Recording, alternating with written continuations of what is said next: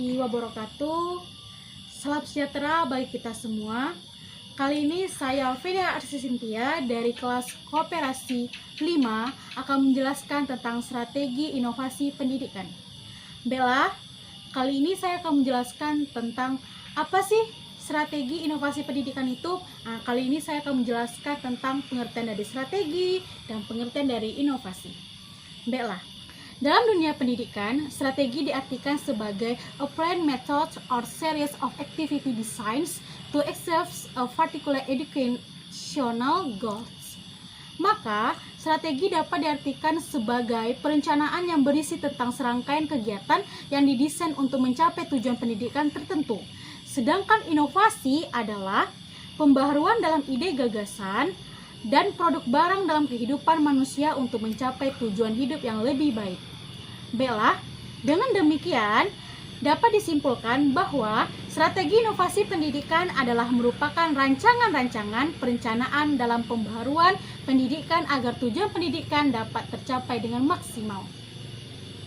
Bella, apa sih strategi inovasi pendidikan itu? Oke.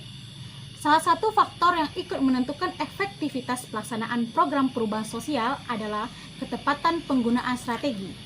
Akan tetapi, memilih strategi yang tepat bukan pekerjaan yang mudah. Sukar untuk memilih satu strategi tertentu guna mencapai tujuan dan target perubahan sosial tertentu. Menurut Syarifuddin 2015, strategi adalah tahap-tahap kegiatan yang dilaksanakan untuk mencapai tujuan inovasi pendidikan. Pola strategi biasanya digunakan adalah yang pertama itu adalah desain. Yang kedua itu kesadaran dan perhatian. Yang ketiga itu adalah evaluasi, dan yang keempat itu adalah percobaan. Baiklah, kali ini saya akan menjelaskan macam-macam dari strategi inovasi pendidikan. Baiklah, yang pertama itu adalah strategi fasilitatif. Apa sih strategi fasilitatif itu? Strategi fasilitatif digunakan untuk memperbaharui bidang pendidikan. Adanya kurikulum baru dengan mendekatkan keterampilan proses, misalnya memerlukan perubahan atau pembaruan kegiatan belajar mengajar. Jika untuk keperluan tersebut digunakan pendekatan fasilitatif, program pembaruan yang dilaksanakan menyediakan berbagai macam fasilitas dan sarana yang diperlukan. Kemudian, strategi pendidikan. Pendidikan juga dipakai sebagai strategi untuk mencapai tujuan perubahan sosial.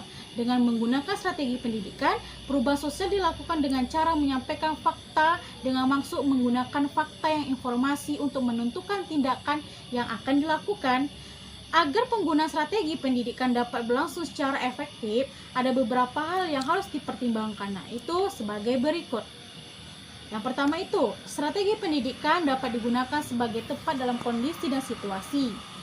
Apabila perubahan sosial yang diinginkan tidak harus terjadi dalam waktu yang singkat, tidak ingin segera cepat berubah. Yang kemudian itu, strategi pendidikan untuk melaksanakan program perubahan akan efektif jika digunakan untuk menanamkan prinsip-prinsip yang perlu dikuasai untuk digunakan sebagai dasar tindakan, dan selanjutnya sesuai dengan tujuan perubahan sosial yang akan dicapai.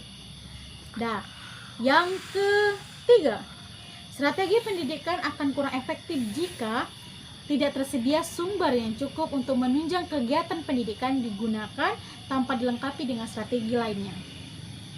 Baiklah, saya akan menjelaskan strategi yang ketiga, yaitu strategi bujukan. Program perubahan sosial dengan menggunakan strategi bujukan artinya tujuan perubahan sosial dicapai dengan cara membujuk, merayu agar sasaran perubahan, yaitu adalah seorang guru, mau mengikuti perubahan sosial yang direncanakan. Sasaran perubahan diajak untuk mengikuti perubahan dengan cara memberikan alasan, mendorong, dan mengajak untuk mengikuti contoh yang diberikan. Strategi bujukan digunakan apabila guru sasaran perubahan tidak berpartisipasi dalam proses perubahan sosial.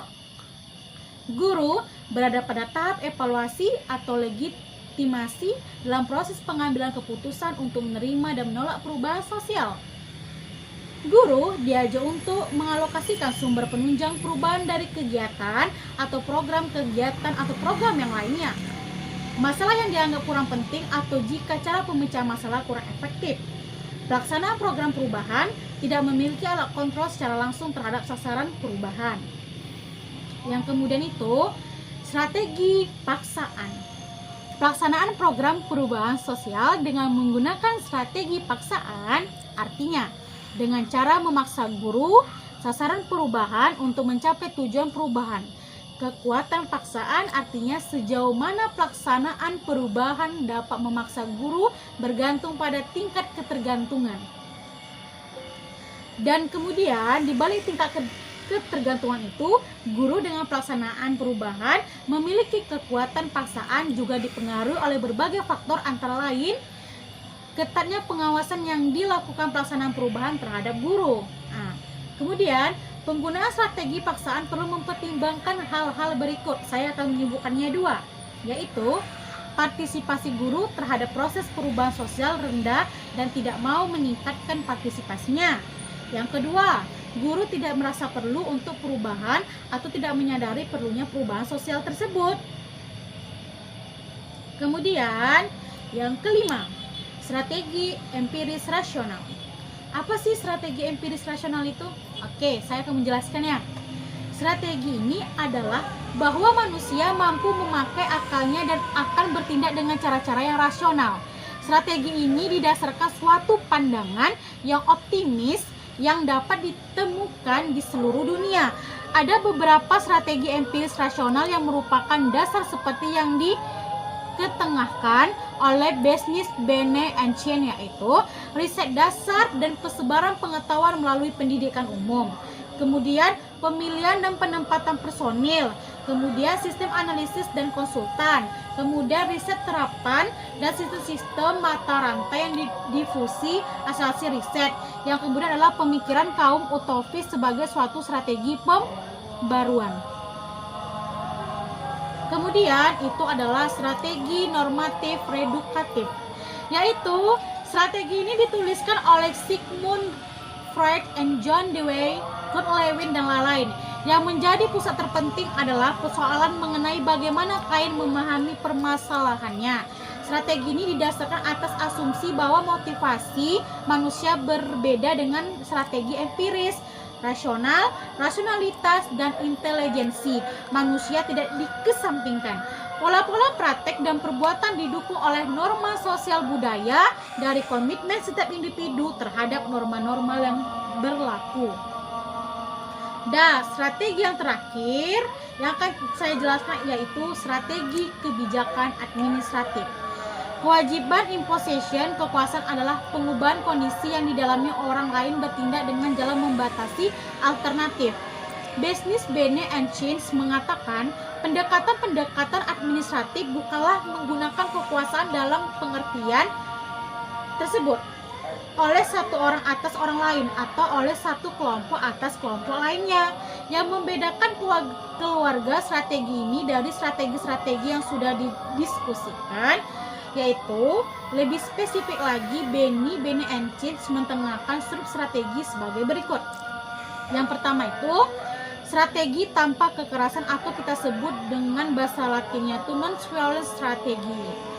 Kemudian itu gunakan lembaga-lembaga politik untuk mencapai suatu perubahan.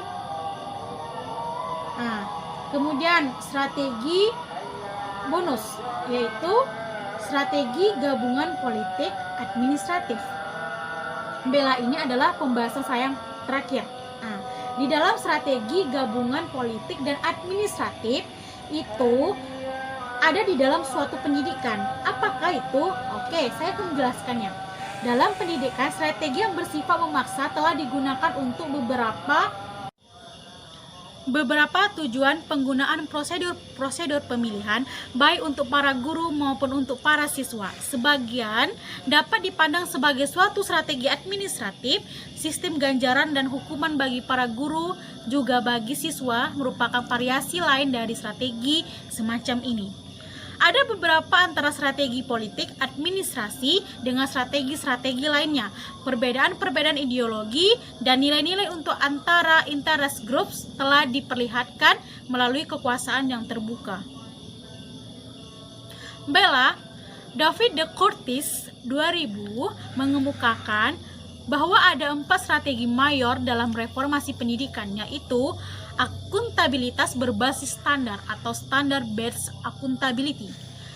Yang kedua, reformasi sekolah secara keseluruhan atau whole school reform. Yang ketiga, strategi pasar atau market strategi.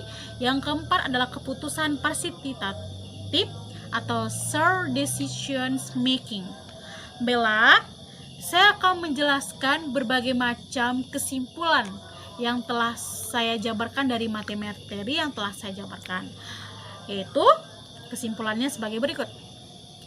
Adapun yang menjadi kesimpulan dari penjelasan materi ini adalah strategi inovasi pendidikan adalah rancangan atau rencana yang sengaja dibuat untuk meningkatkan pembaharuan pendidikan.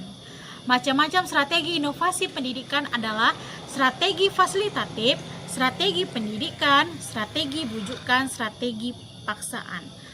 Menurut Kenneth, ada 3 jenis strategi inovasi yang disarankan, yaitu strategi pemaksaan, strategi empiris sosial, strategi normatif, reedukatif, dan yang terakhir, menurut David de Curtis ada 4 strategi inovasi pendidikan, yaitu akuntabilitas berbasis standar, reformasi sekolah secara keseluruhan, strategi pasar, dan keputusan fasilitatif. Bella, sekian penjelasan dari saya mengenai apa itu strategi, macam-macam strategi menurut Kenneth, dan strategi menurut David D. Bella, sekian dari saya. Bila ada kesalahan mohon dimaafkan. Assalamualaikum warahmatullahi wabarakatuh. Dadah kawan-kawan. Sampai jumpa di lain waktu.